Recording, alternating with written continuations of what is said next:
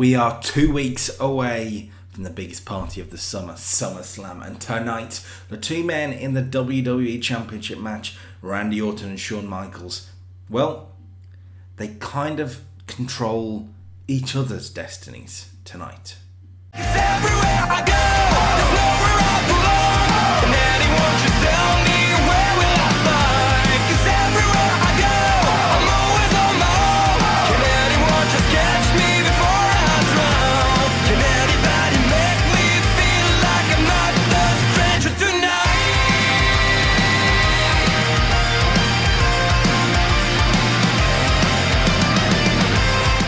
Hello ladies and gentlemen, welcome back to the TW Network Save, the 04 war between me and my good friend Stuart Irvine. That's probably him emailing me now with that good friend. He's Smackdown, I'm Raw, and we are flying towards SummerSlam. 2 weeks in a row Smackdown's got the win, meaning that if he wins tonight, Smackdown gets the main event of SummerSlam. So I need something big, I need to fight back. I'm pretty sure I've got something up my sleeve over the next few weeks. It should be very, very interesting. If you're enjoying the video so far, make sure you drop a like on this particular video. Subscribe to the channel so you don't miss any of it. If you just join in now, brilliant, welcome. If you're new, because apparently about 45% of you are non-subscribers. Sorry, should I point there? Down there, hit the button, you know. And yeah, it should be an interesting video. I've got that look on my face again where I'm about to do something cool.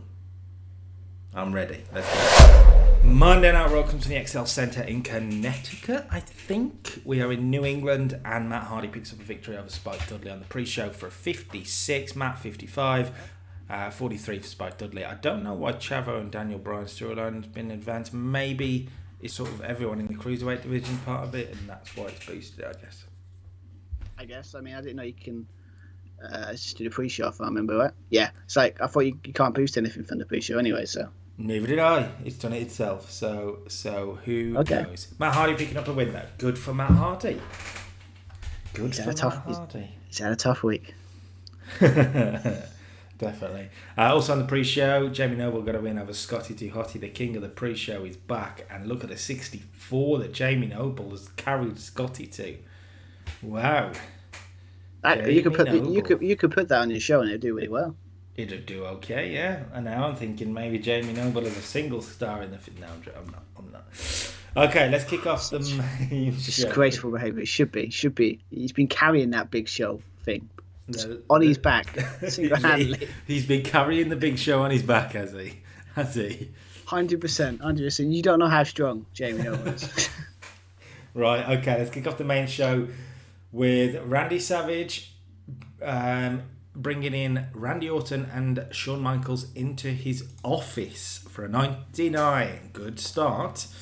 Savage reveals that both men will be wrestling once until SummerSlam. One more time until SummerSlam. Tonight, Shawn Michaels will wrestle, while next week, Randy Orton will get a one-on-one match. But who are they facing? Savage revealed that Orton can pick Michaels' opponent tonight, and Michaels can pick Orton's opponent next week. So it kind of makes sense for these two, just as a way to make sure they're wrestling every week, but also it's a way to get a couple of interesting matches on the card, so I'm pretty pleased. 99, we go also to a different area backstage where the British Bruisers are warming up for their tag match with the Brothers of Destruction. Regal and Finlay hype themselves up. Regal saying, you know, this is the moment, this is our chance to send a message to the rest of the tag team division. And what a message that would be, by the way, if they could beat the Brothers of Destruction. I mean, knock them off their perch, literally. Like, that'd be. I mean, to be fair, if anyone could do it though, it's these two, right? It's these big bruising bastards, is what you wanted to say there. Yeah, but I couldn't say it with such elegance as you can, so I'll let you have that one. Okay, so can they get the job done? We're going to kick off with this. Kick off the in-ring contest, in-ring part of the main show. Regal, Finlay, Taker and Kane tag team action for an 82 He's about right. I kind of hope for a little more, if I'm honest. The idea that Taker can get 100. Yeah, Taker getting 100. Regal 73 is great. Kane 83 is good.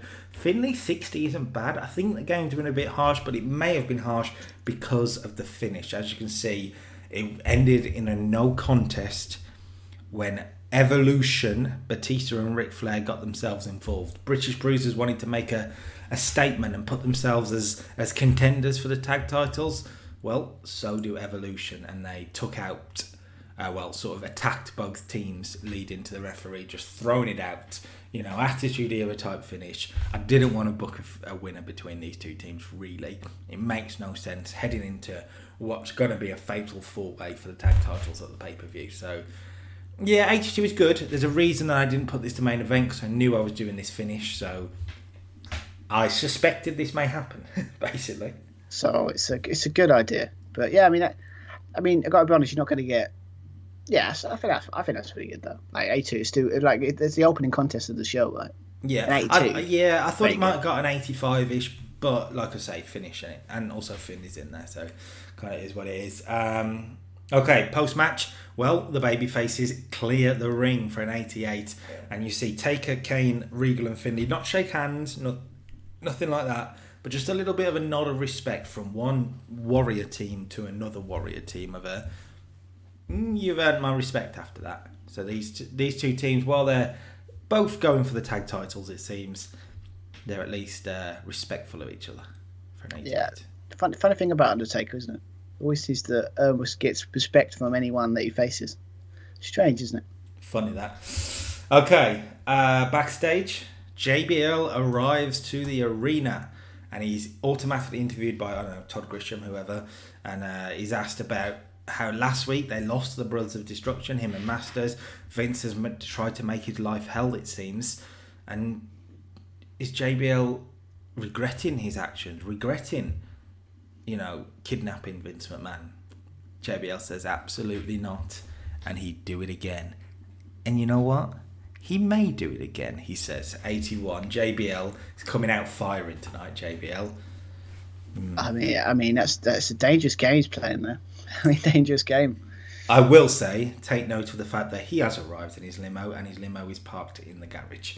Okay. The Cruiserweight Champion, Chavo Guerrero, cuts a promo on Daniel Bryan, if the game allows it. Try again. For a 61. This isn't terrible. Chavo is going to be asked about last week when Bryan pinned Chavo Guerrero in the tag match. Is Daniel Bryan worthy now? Chavo will lose his shit at this. Don't mention his name. Blah, blah, blah. Starts throwing stuff around. Chavo very embarrassed about losing to a rookie in Daniel Bryan. Later on tonight, Chavo, Matt Morgan and Booker T take on John Cena, AJ Styles and Daniel Bryan. So can Bryan do it again? Could he do it again? Oh. To get one but two victories? Surely not. Surely not. Okay, we go to an earlier... Rey Mysterio makes his entrance and we do an earlier today. Rey Mysterio was again cutting a promo about how last week he beat A-Train on his rise to the very top to be the very best, because that's who Rey Mysterio believes he is, when Test and A-Train and Taz interrupt again. Test says that he's had enough of this nonsense, and tonight he wants to prove to Rey Mysterio that size does matter. So the challenge is made and it's Ray versus Test. Now, we did Ray A-Train last week. Ray versus Test tonight. Does size matter though, Stu? That's the question. Well, it's only one way to find out, right? Turns out it does. Wow, an 81. Rey Mysterio beats Test and they had great chemistry. Ray 84, Test 72. That's a bonus tonight. Thank you, boys. Well, to be fair, it makes sense. With the kind of Ray, and obviously, I think the kind of stuff like the high flying moves that Ray could do against someone like Test, I think that could work off very well. Obviously, it did, but yeah, I'm not too surprised by that, me personally. No, well, I thought it'd be sort of 75, but 81 is a big boost. 84 from Ray, really good, and I'm hoping that this storyline TV feud. He's going to keep boosting Rey Mysterio up into that next level, getting wins consistently week after week. We're going to set up a match for him next week as well on the Go Home show for Monday Night Raw, because A-Train is going to interrupt the celebrations. Well, with Taz as his mouthpiece, obviously, and challenge Rey Mysterio again for next week. He wants to get his revenge, and he wants it to happen in a tables match. Rey will obviously accept. Now, Rey's beaten A-Train and he's beaten Test, but those are in normal matches. A tables match against the Goliath A-Train. I think that's a gimmick infringement here. A tables match. It's only one person to team that does tables matches. I feel this is gimmick infringement now. Yeah, that's it. Got ya. Okay. Shane McMahon cuts a promo hyping up his new client, Samoa Joe. He's going to call Joe a cold-blooded killer who has one aim in this company and one aim only: to snuff out the egos in this company. Anybody whose ego takes them too far, Samoa Joe will be there to stop them. Now, these are heels talking, of course. So what's the first rule of heels? They are liars. Yep. So obviously, I quite like the idea of going forward. Look, it's similar to what they did with the Shield, where they made the Shield the Hounds of Justice, right? Mm-hmm. Samoa Joe his attitude is going to be definitely about taking out egos. Obviously, he's got Shane in his ear, and eventually maybe we'll do the turn where Samoa Joe has to snuff out Shane's ego. But for now, for a while now, I think these two being paired together is good. And Shane sort of saying, well, no, it's, Joe, look, these guys, look at the ego in these guys, and directing him to his victims for a bit, basically. Yeah, I like the idea. I like the idea that maybe because Samoa Joe is that kind of like, he's kind of like, I don't want to use the word killer, but like he's focused, right? So like he's not saying that he's like, he doesn't listen to like if, you know, that person is right or wrong. He just basically he's so focused on hurting people, he doesn't care. He doesn't truly care. Shane does, but I think, isn't it like Samoa Joe's more, he does care. He doesn't really care. He just likes hurting people, type thing. In a way, but over time, Joe will become the justice warrior type of thing, I think. At least you didn't say social justice warrior, because I got to be honest, that's a bit too early. It's a bit too early for that kind of talk. But I like the idea, because it's just like, yeah, and also he doesn't have to talk either. He's a good talker, but I think he's having him silent now at this point in his career, where he's debuting and no one mainstream knows who he is really at this point. On 04, I think he was still having those great matches with CM Punk. Absolutely. But I think it's the right call. 71. Joe then in-ring debut on Monday night. No, sorry, not in-ring debut. He has wrestled on Raw so far, but he can continue his winning streak against a man he attacked last week, Paul London. Yes, of course he can. Samoa Joe defeats London inside 4 minutes with the Muscle Buster. 59 for Joe, 62 for London. Gets to 59. That is solid for a lower mid-card match on Raw. I'm pleased with that. I think the length helped that match a lot, because of, I like the idea. It's basically like, you would think it'd be a full-on one-on-one contest, and it's just like he's done him in nearly 4 minutes. Like, this guy's not messing around. This guy's a real threat. He's decisive. That's what he is, and we're gonna put the Muscle Buster over as a big finish. Like, as soon as he hits that, this is done. He is out. So it's similar to like Rusev's, like, I think Cobra Clutch? Like, or not Cobra Clutch, you know the one with his finisher, submission finisher. Yeah. It's like when they lock that in, it's done. Well, it's basically the Rusev, the Umaga push. One of those. Do you know what I mean? We're going to give Joe that type of push. Should have anyway, and it's good. And it's good in this save you're doing it, so I'm very happy. It's good. Joe's going to get. He's going to finally be pushed the way he should have been. Sorry, Stu. Let me just cut you off. There seems to be a commotion backstage. AJ Styles and Booker T cannot stop their fight. They are brawling around the ringside area. They're eventually broken up.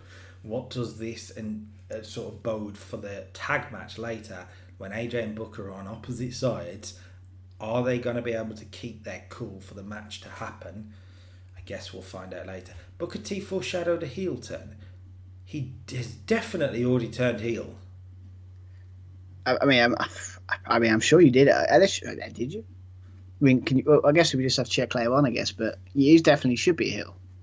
I swear we did it. Well, Whoa. we'll check Well, I later. mean, yeah, we'll make it happen officially in game. You guys know he's a heel by this point, so it's fine. 72 for them backstage brawl. And I mentioned earlier, JBL arrived in his limo. Well, JBL decides it's time to leave tonight. He's not booked for a wrestling match. He's done the business he needs to do. And his limo has been destroyed by cement. Vince McMahon learning from what's happened in his past. Vince McMahon going, well, that really got on my nerves. That really bothered me. So he's giving JBL a bit of that medicine. Destroys the limo. Vince himself isn't doing it. Because it's Vince McMahon. He's paid someone to do it, obviously. Of course. It's a rich man. You don't do it yourself. Get other people to do your dirty work. Everyone knows that. And speaking of getting other people to do your dirty work, as JBL is freaking out, he's approached by a man in a suit who gives him a yellow yellow envelope. I turned American then. And says, "You've been served." Now, he's not being sued because he opens it up to reveal, and he reads it out loud, by orders of Vincent Kennedy McMahon and the Raw General Manager Randy Savage. It is going to be a no-holds-barred match at SummerSlam between JBL and Vince. I mean, it's best match to do, and especially the best type of match. But I've got to be honest with you. When you learning from Austin, I've got to make a comment on that on my one. like Austin, I've got to do something where it's like Austin watches it or something, and just like a man puts his bill up and says, "I'm proud of you." It's learning from him. I'd do it. That'd be brilliant. You've got to do something meta like that. But yeah, I mean, I guess it's only going to get worse for him, isn't it? But one was bar. That's going to be a bloody affair, isn't it? Surely. Rich man versus rich man should be interesting. Next week is a big segment for these guys involving Stephanie McMahon. I ain't saying any more than that. Oh no, I don't think I don't. How can I get any clues? Nope. Is it crazy? Is it your level of crazy? Is it times it by 10, or is it a bit tamer than your normal crazy? It's newsworthy. Okay, before the 6-man tag, we're going to have the Intercontinental Champion John Cena cut a promo on AJ Styles and Booker T, and he hopes that AJ Styles can keep his cool tonight. Cena has a gimmick that's getting stale. Oh no! We don't even know. I can't remember what his gimmick was. Like the one you've put on the game, anyway. Well, I'll have a look and fit it better if need be. 80 is pretty good considering he's talking about AJ Styles as such. The match then: Cena, AJ, Bryan versus Chavo, Booker, and Matt Morgan for a 78. This is pretty good. Cena carries it the best, of course, with a 92. 75 from Styles, really good. 71 from Bryan, that's very good as well. Chavo, 78. Booker, 84, a little low. Matt Morgan, 36 is the man who brings it down, of course. So a 78, considering you got Matt Morgan putting in 36. It's good. Yeah, man, it's good. I mean, for a 6-man tag, it's exactly the kind of score you'd probably want, wouldn't it? What was that, 3-star? Was you going to go with a star rating? 3.5 star, need a 4, 3 3/4 type thing, yeah. Yeah, that's exactly what you wanted to do, so it's not they're very good there. So let's talk about the finish. John Cena pins Matt Morgan after a load of shenanigans. Booker and AJ Styles are going to brawl up the ramp away from the match. Chavo is left with Bryan and Cena, and Chavo's like, wants nothing to do with that, tags himself out to Matt Morgan and leaves because Chavo's a spineless heel. And Matt Morgan is left to be nailed with the running knee. Should they be? I guess the running knee. I don't know. Nailed by some impact move by Bryan. Tag Cena. FU 1, 2, 3. 78. And it's happy days for the faces, but not for the heels. Not for the heels. Backstage, Kane has asked for a moment of your time because he has challenged Ric Flair for a match next week after Flair attacked him earlier tonight in the tag match. Kane wants some revenge. Flair. Flair's mad if he's going after Kane. He's gonna pay for that one, surely, isn't it? Well, maybe. Okay, so main event time. Shawn Michaels is in action. We know that. But who is Randy Orton going to pick? Well, Orton comes out to reveal that Shawn Michaels' opponent is, well, it's the Big Show for an 84. It's the logical choice, a top heel for Shawn to face. We've never done Michaels and Big Show. They're in separate feuds, so it's no big deal. And if you're someone like Randy Orton and you want to soften up a champion 2 weeks before your title match, I mean, the Big Show's a decent opponent, you would think. I mean, come on. Like, he's... Well, maybe not this one, £500. This guy's huge, massive. Like, if you want someone to take someone out, Big Show's the perfect person to go for, so it makes sense. And also, I'm sure this first time in a while he's been main eventing the show, so... Because obviously he's done really well. Yeah. So, be interesting to see how he does. So yeah, should be interesting. 2 top stars. It is the WWE Champion versus one half of the WWE World Tag Team Champions.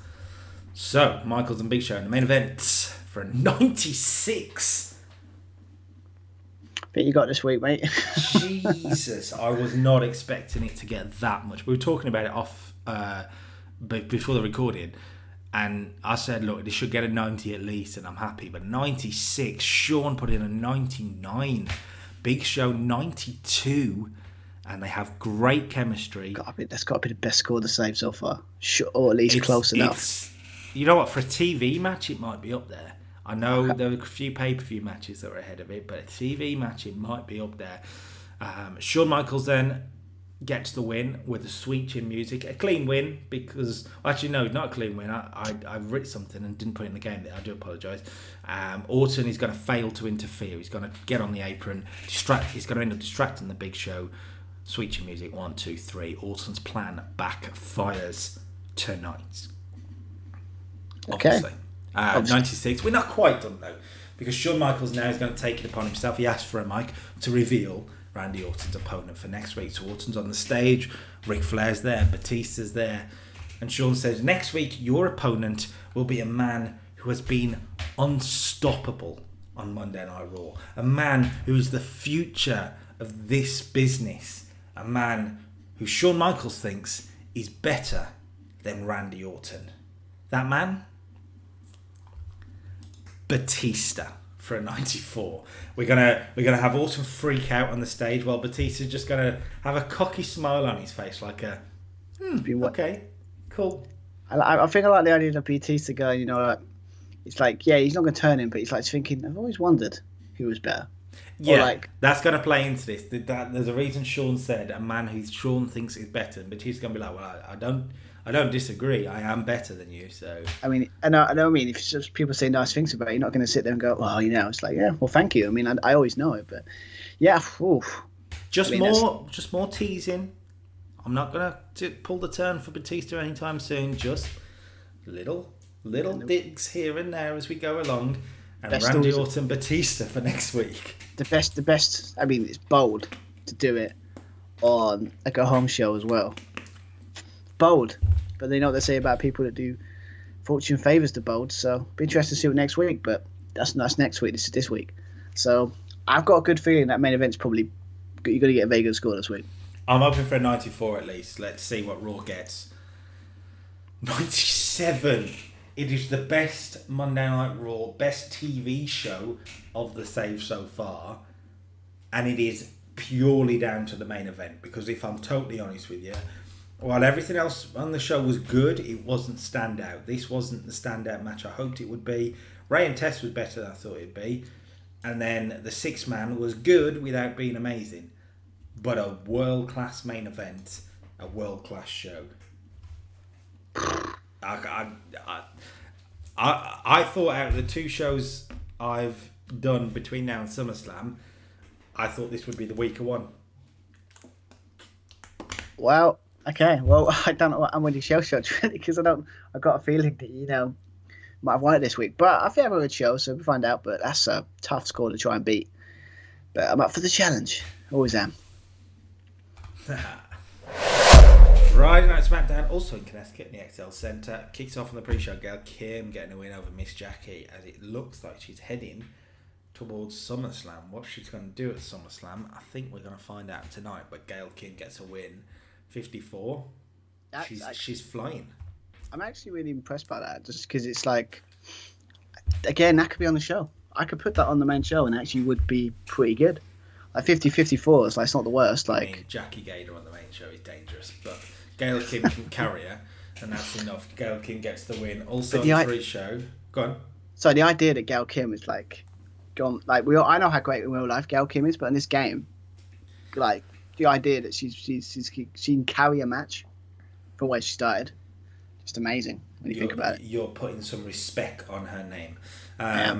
Okay, also on the pre-show, we have La Resistance. Sorry, what's going on again? I have just gone through Rene Dupree's finisher. I changed it to the French tickler. I'm sorry, but where has this come from? Sorry, I love the way you're sitting there going, he's changed my finishing move. And he's like, what about Billy Gunn? It's like he's injured. He's broken his bloody ribs. I don't care. I really don't care. I love that. The guy's broken his ribs, and your first thing is they haven't put my finishing move in there. Oh, no, how dare they? Oh, I've just realised the question. The bonsoir, is that a joint tag team move? Well, yeah, because it might be actually. Yeah. Is it a tag finisher? Maybe. Son of a bitches. That's being changed. This is why I think double French tickler. I think this is why Billy Chuck are glad to on Smackdown, because like a guy breaks his rib and you're like totally not interested. I really wish it said French tickler now, because it would have broken Billy Gunn's ribs. Anyway, hopefully that's not too serious, because I've got some plans for Billy and Chuck. Who knew that Rene Dupree had powerful hands? Well, Billy Gunn's fan about 49. Let's get on to the main show, because a big return at the start of SmackDown. Yeah. The return of Linda McMahon. Thanks, Arn. For a 90, that's pretty good considering Linda's in it. Yeah, I mean, I think I don't know what her scores are in general. Like, I don't know if it's like an 80 or 70 or something like that. I don't know. But yeah, I mean, with this one, it's just kind of a situation, obviously, we set up last week. Triple H basically, probably, ironically, there's meta in there that he went to his future office and destroyed his own office in the future. And basically went on a rampage last week in WWE headquarters. And that's a big no-no, as we know. So obviously this encountered Linda McMahon to show only her second appearance in this entire save. I should probably point out. But I like the idea that Linda McMahon comes down the ring. She's got security. Because obviously Triple H is a madman at this point, right? Clearly. But I mean, he's madman in head and he's just crazy. But like the idea that she's like, I've got security come down, and then she just basically announces that, simple thing, got to pay for what he did, that kind of stuff. And and just basically announced that I've been talking to Mick Foley, and he wants to face you. Triple H is like kind of, good, I want to face him, that kind of stuff. The funny thing is about this, I just realised, is that I think it's got, if you haven't noticed when you read it, Carl, it's got a very similar stipulation. So so you were going to do a no hold bars match, but with a clever bit of wrestling terminology, it's a street fight. Yes, that was the thing I was thinking of. Like, actually, when I think about it, because my whole idea for this whole thing was to do a situation that they go against each other in the matches they did in 2000, and one of them was a street fight, wasn't it? Yeah. That's exactly that. So that makes more sense. So actually, it's once again you saved it. Thank you very much. Yeah, Can't wait for that Hell in a Cell. Well, that won't be too late. I'm joking. I don't know. But anyway, so the point is, it's like the idea of that is supposed to, you're gonna fight him, and Triple H, I want to fight him, because obviously, but then it's like she's like, no, but the match is gonna be It's not gonna be a normal match. It's gonna be now a street fight. And then Triple H kind of, I like the idea, Triple H just like loses it going, because he kind of he like flashbacks to last time he faced Mick Foley in a street fight, and he came out in a bloody mess. So he's freaking out, shouting. And this might be a bit crazy, but I think when I thought about it, actually might be really cool. It's very Attitude Era-esque, because this whole feud feels like an Attitude Era thing. But I like the idea. Because it was.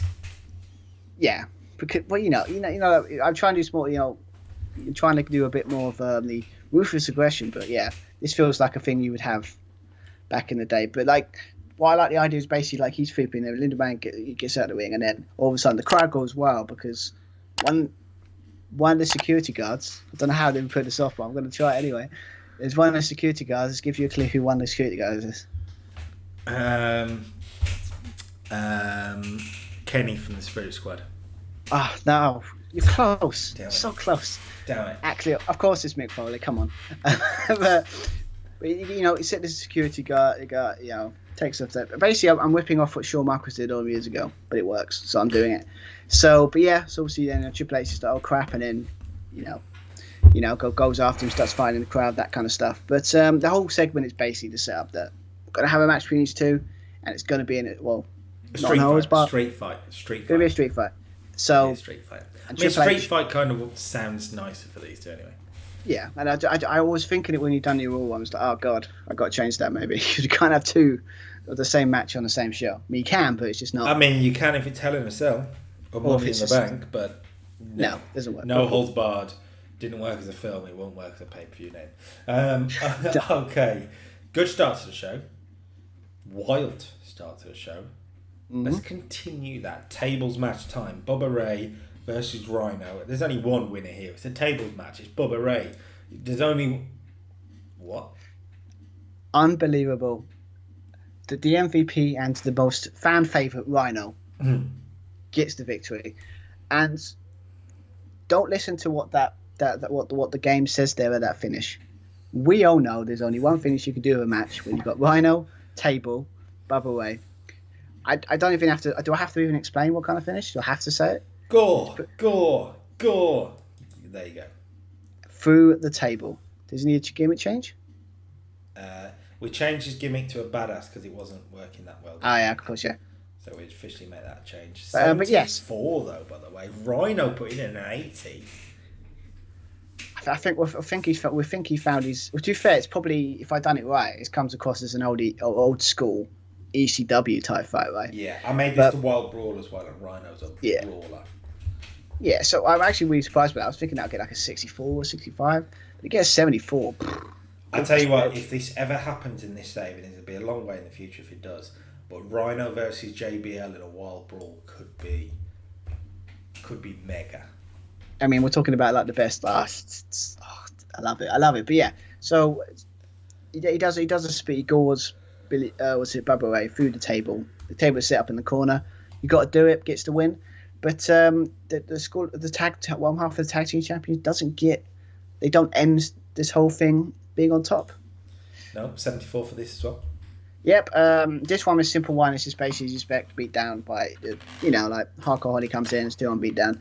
Dudley, Devon comes in and basically ends with a segment with, yes, maybe they won the match by putting Bubba Ray through the table, but it's a Dudley segment, so they're gonna put someone through a table, and they get and a nice little segment where I thought Hardcore Holly gets 3D'd through a table by the Dudleys. If that doesn't send a message that maybe they might be tag champs, possibly next week, I don't know what is. So yeah, who knows? Backstage, speaking of tags, Eddie Guerrero and Kurt Angle agree for a big main event tonight for a 100. Yep, not surprised there, to be fair, with the 100. I mean, but yes, this one I've kind of just put a situation of, I like the idea of Eddie talking about getting interviewed, talking about how he wants to get his hands on it. Was it Kurt Angle tonight for what he did to him last week? Simple stuff there. I like the idea that basically Kurt Angle comes into the shot, and obviously Eddie's like, someone's like, he wants to tear him limb from limb for what he did last week. I like the idea basically like Kurt's like, okay, I mean, I like you, I'm professional, I'm a leader, I'm a guy that leads by example. We could have a fight here right now, but I want to prove that I'm better than you, and also prove that I would be a better champion and more professional than you. So what about, we're not going to give, like, let's do a little thing with like Kurt doing the, obviously they would want a match between you and me, but we're not going to give these people of, what was it, in Connecticut? These people here in Connecticut, that match. On free television, come on. I know. I always love it when wrestlers do that. Like I said, like it's simple. It's so easy, but it works. Love it when they do that. But like, yeah, It's like free TV. So you know what? Let's give him that. But we give him a little taste. So let's have it's not a normal tag. Let's have a 6-man tag. I mean, I've already kind of got an idea who I want to be my corner, my tag team. I mean, I'll give you the whole night. We'll give you the whole most of the night. You find your 2 partners. Meet me in the ring tonight. And I mean, you can get your hands on me. You can take me out. You can try to attack me, but it has to be in a wrestling environment. But the whole point of this segment is the idea again is Kurt's again he's pushing his buttons. Eddie Guerrero had just have a tempo on him as well, so he's pushing his buttons a little bit. And also he's trying to prove that he's trying to prove that he can just he's just better in every way, even if it comes to situations like this. So that's why I'm going with about 100. Lovely. So Team Eddie versus Team Angle tonight, 6-man tag. We'll find out who their partners are as we go along. That wasn't a hint either, by the way. I just realised what I said there. Wasn't a hint. Okay. Also backstage, Edge and Paul Heyman. Well, Edge wants Shelton Benjamin and he wants him next week. Yeah, I think this one my kind of situation of I've changed it a little bit, obviously, from it. But what my idea when I was thinking of a segment was the idea that basically Paul, Shelton put the World Gates down, they got their own, locker room, that kind of stuff, and then you got Edge storming to proper, intense, the great Edge, intense look in his eyes type thing, running down to their dressing room, and obviously Paul Heyman being the diplomat that he is, not always a successful one, but trying to be a diplomat, tries to stop him from going into that dressing room, trying to calm him down, sitting there saying you don't want this, you don't need this, that kind of stuff. And I kind of like the idea that basically the whole point of this is to put Heyman's going to diffuse the situation. But I like the idea maybe Shelton Benjamin comes out from the locker room and says, "What's this commotion?" Hears it and it's like, "Oh, it's you." And it's I like the idea that basically it's Paul Heyman doesn't want this match to happen, but Shelton's like, you know what? Yeah, I could take you out. And it's but Paul Heyman's face is oh God, what have you done? What have you done? Because he knows how dangerous Edge is when he's in this mood, and he's trying to protect his client. Because obviously I like that. Maybe I like that Paul Heyman didn't agree with what the world's greatest tag team did last week, type thing. Shouldn't have done that, and I kind of like that. So it's kind of just a really interesting way to set up the big match over next week. So, so I like the idea that basically Shelton, he made the challenge. Edge wanted it, but Shelton is the one that's yeah, I'll take you on. I don't care who you are.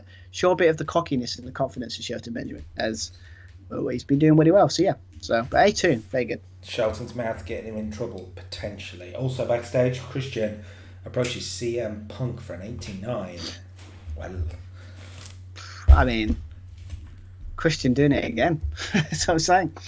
But yeah, this one was simple. Basically, I think as you expect, obviously, from a situation of Christian Point wants associating to take out Jericho, going into their match at SummerSlam, that kind of stuff.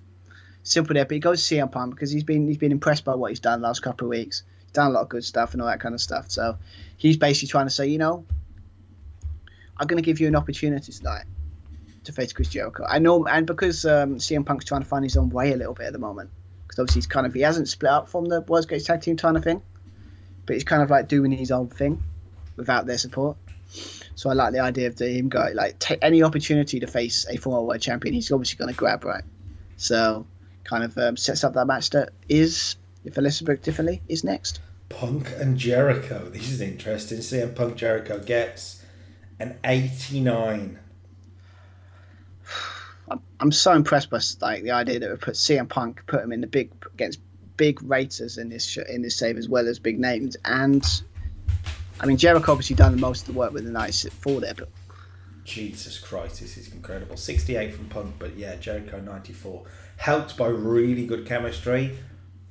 Yeah, I'm with it. I will say, and this is how hot I suppose our save is in terms of the in-universe wrestling world, but Jericho and Punk for you tonight has done better than Jericho and Punk for me in my AEW save. Spoilers for anyone behind on that, but interesting. Yeah. So I mean, that is I guess so good. so. I guess the only way to find out what that score was obviously to watch your video, of course. Thank you. But my point is, Punk and Jericho, probably after their prime, admittedly, in AEW, whereas Jericho in his prime here and Punk just started his career. Well, it worked for you tonight. It worked big time. I mean, I'm intrigued to see. It's another tease that maybe a feud I could do in the future, maybe.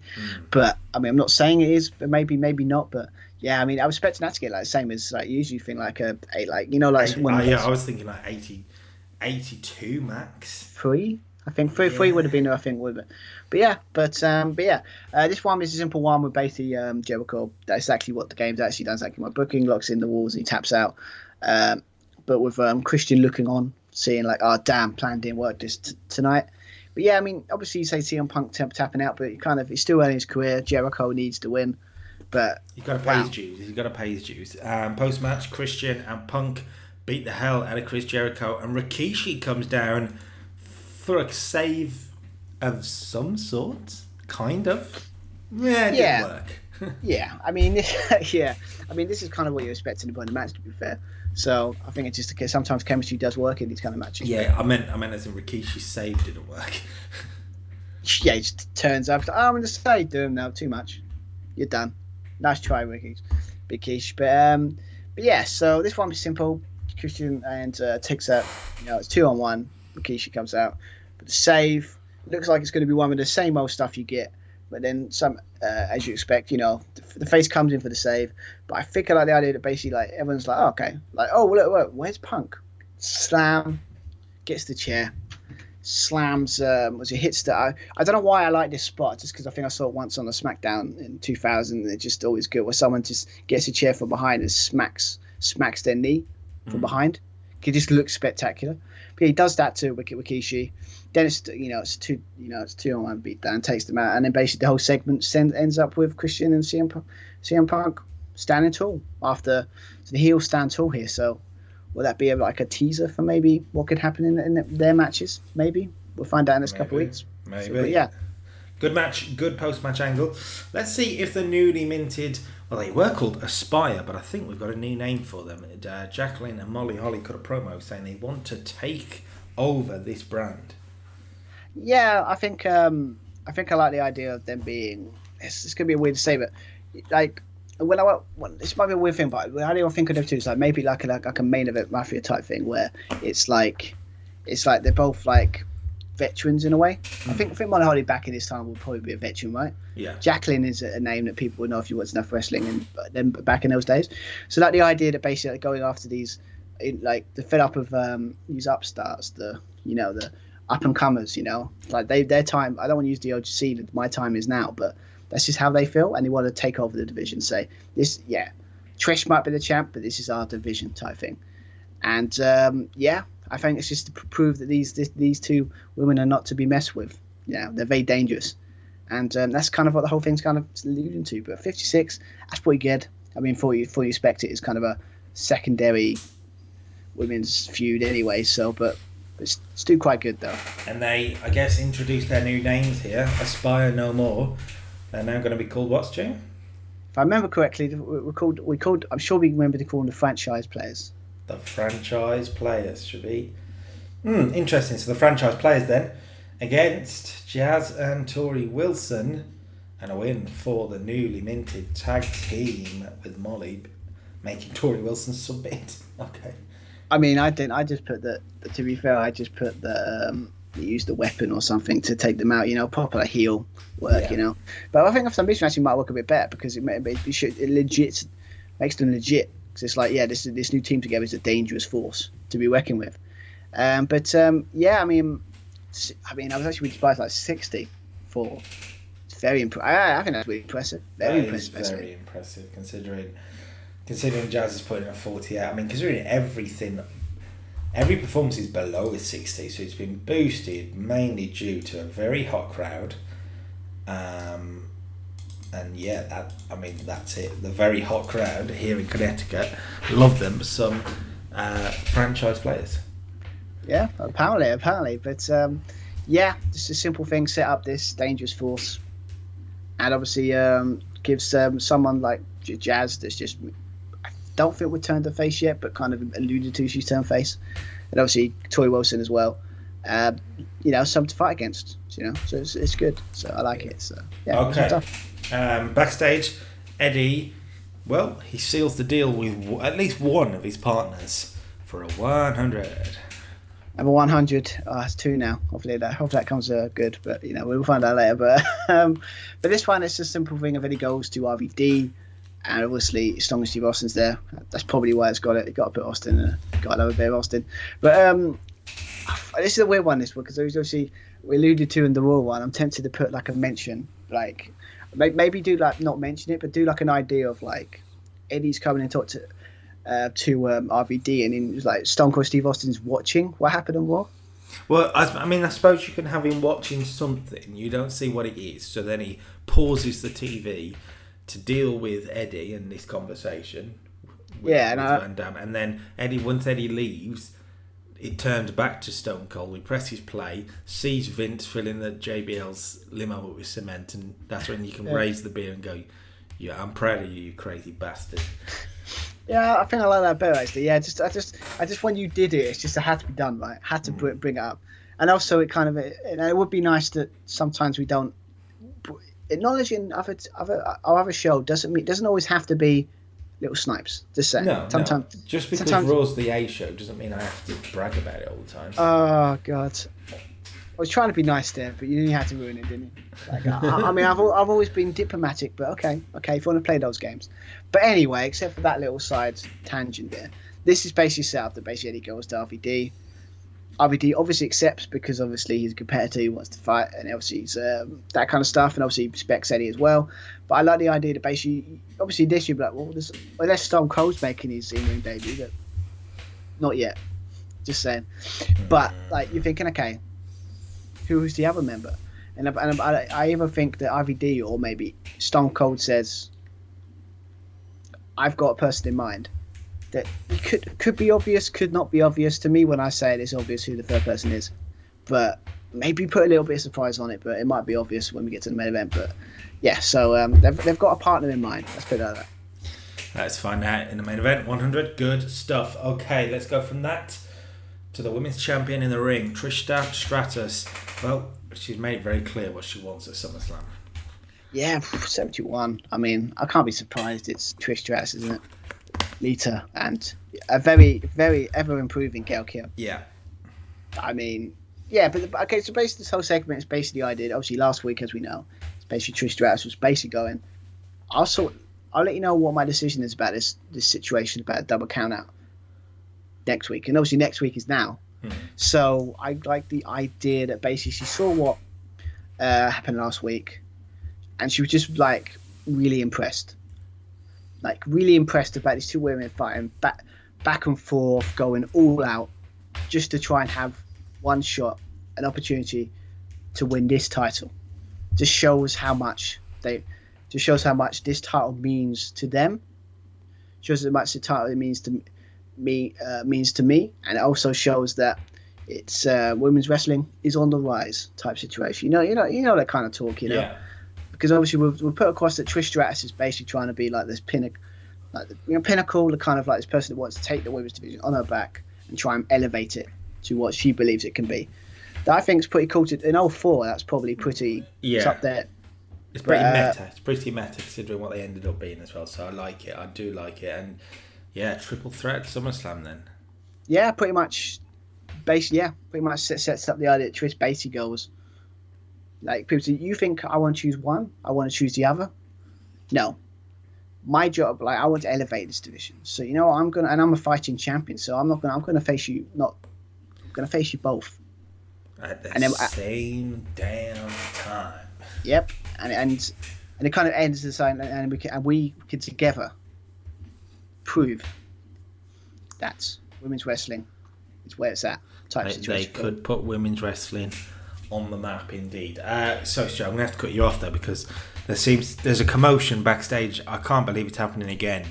CM Punk has he's attacked Rikishi. Unbelievable. I know, I mean, basically stuff really crazy. I like the idea that I just put the attack at the back. But when I think about it, it's kind of a really cool idea. The idea that basically, like, yeah, it's like he took him out, you know, took his leg, but he's like he wants to make more of a statement, you know. It's like, yeah, he made a statement, but like after that match, after you against Chris Jericho, but like the idea Punk like goes backstage and he's like, you know what? I just don't want to hurt Rikishi. I want to make a statement. Yeah, because he knows if he's watched enough of the show, he knows if you want to make an impact on this show and in this company, you can't just like win matches. You've got to win matches, of course, but you've got to make a statement.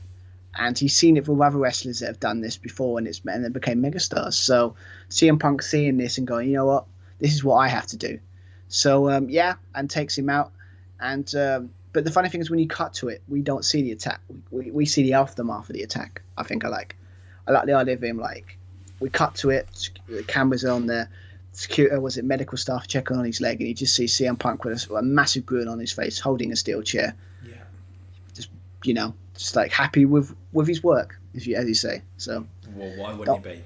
Why wouldn't he be? Two men who have been very happy with their work recently are, well, the world's most wanted.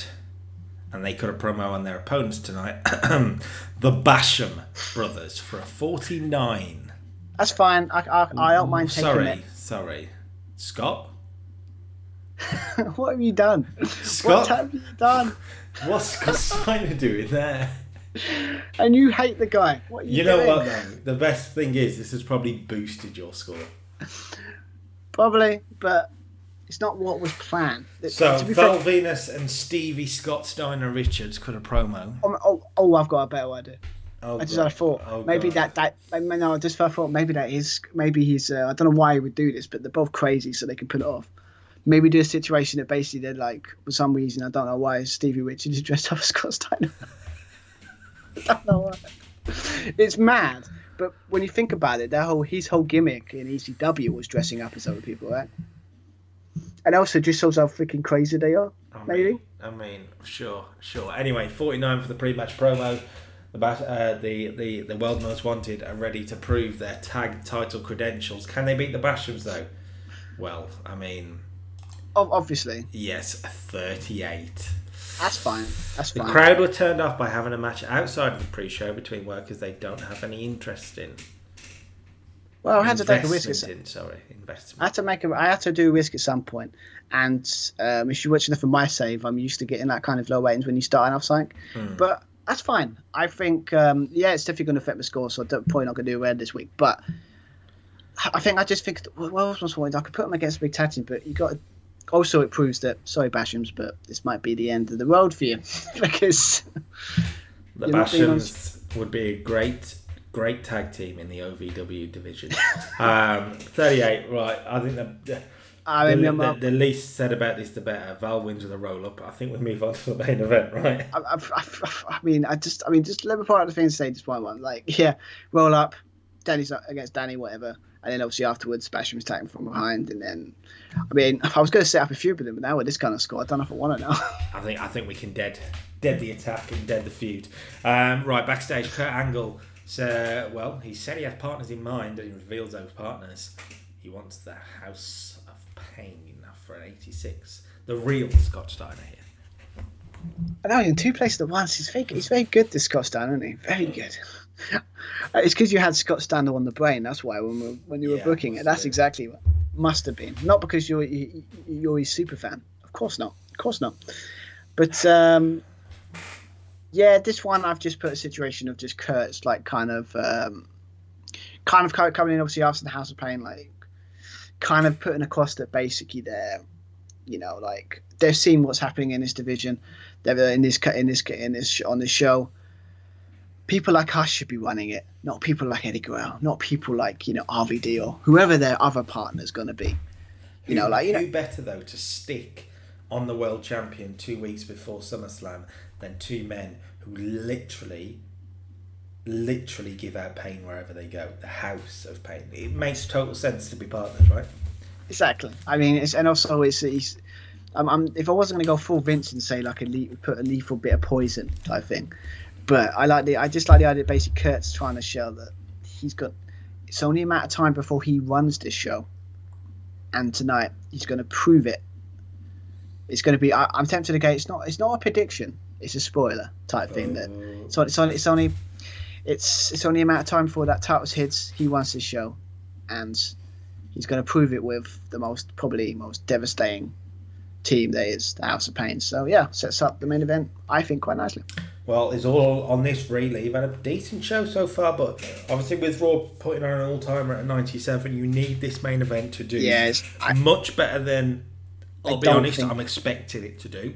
I don't think it will, but I think this week it's a weird one. But if it does, if it gets you never know. If Kurt and Eddie can carry it, it'll be brilliant. Kurt and the House of Pain against Eddie Guerrero, Rob Van Dam, and the mystery partner, which we can reveal as Lance Storm, obviously. Come on, people, keep up. Main event gets a 90, so it's still good. It's a good 6-man tag. It's a good main event. I'm happy with that. Of course, I'm very happy with that. I mean, the idea, the way I was thinking about it, I could get an 80. It felt like an 83 to feel. But I think, was it the lowest score, Scott Steiner? Yeah, with 57. Mark Henry only has 66, which is a little low for him, how he's been recently. But I think you got Kurt is always on top form. RVD is doing great. Eddie doing great. Lance Storm's still getting decent numbers. I think was 78. So like 1 or 2. But yeah, I'm really happy with that. I know obviously it might not win the week this week, but for an idea that a match like that, and it should have got a 90. It's good. And obviously Stuart's favourite finish of all time, the double frog splash finish, sees Van Dam pin Scott Steiner. I'm sorry, I have to do it. I know it's like stereo frog splash. Oh yeah, but we're not talking about both sides of the ring. I can't help it. It's just a visual that I don't think we ever saw. No, I think it'd be very difficult to pull off. The Usos have done it with splashes, but a frog splash? So much that can go wrong with a frog splash, where you move your body in the air. If you get it slightly wrong and you headbutt each other in the air, Jesus Christ. Yeah, I mean, yeah, it's possible, but it depends on. It's doable, but it's very difficult. But yeah, but the guy pulled it off here, obviously. Well, obviously, but if any two performers could do it, it's these two, Eddie and RVD. So, but yeah, but actually, I probably in the end it probably won't. He might be, but I think at least I've got a decent main event. I'm really happy. Post match, well, Mark Henry thinks Lance Storm. Well, Lance Storm's taken his spot, and how has this got a 95? Back up. What? We did take Scott Steiner out of it to help the show, and well, it helped the show. Well, what you did is you took Scott Steiner and put him in that random segment. That's what you actually did. Don't deny it. You're a super fan. Just admit it. It does make sense as to why Scott Steiner was being overused now. Yes, it does. Yeah, indeed it does. But 95 though, really good. Mark Henry attacking Lance Storm, like you said, jealousy. The name of the game, it seems, with Mark Henry. Yeah, I mean, I think like the idea of basically like it's Mark Henry's been basically taking out Van Dam, throwing him through announce tables, doing all this kind of stuff, to really hurt him and take him out.